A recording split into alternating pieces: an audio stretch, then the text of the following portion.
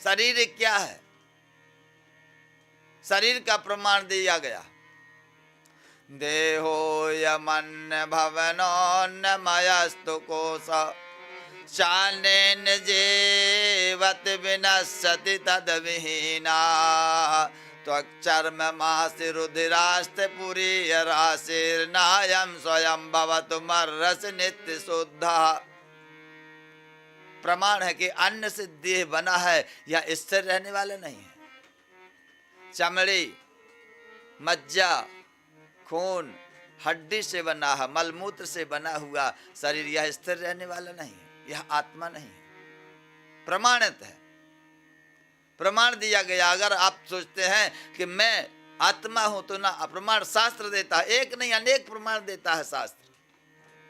देह धर्म तत्कर्म तदवस्थाति जीवनात् तच्छक्तरेर्नाशश्च नियमो नियामका नियमो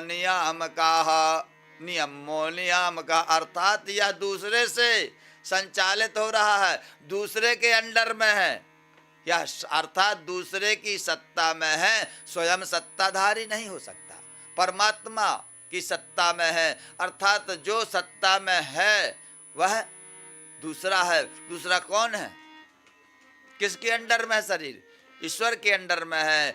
तो वह नियमो नियामका, नियम में जो नियमित दूसरे के अंडर में है वह स्वतंत्र नहीं हो सकता। अर्थात आत्मा स्वतंत्र है, आत्मा ईश्वर का रूप है, अर्थात ईश्वर ही है आत्मा, यह शरीर ईश्वर नहीं हो सकता।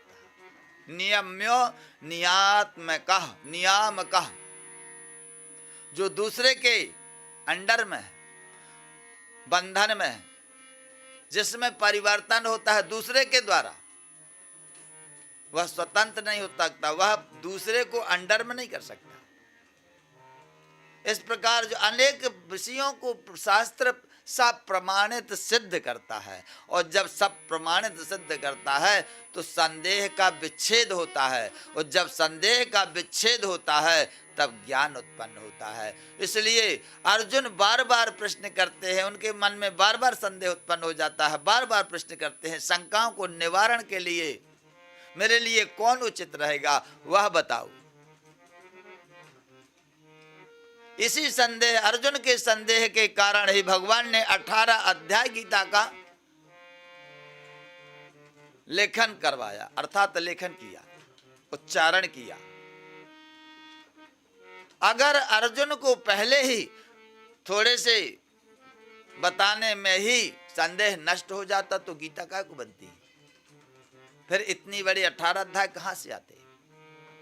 लोक कल्याण भी हुआ, अर्जुन का संदेह का भी खंडन हुआ।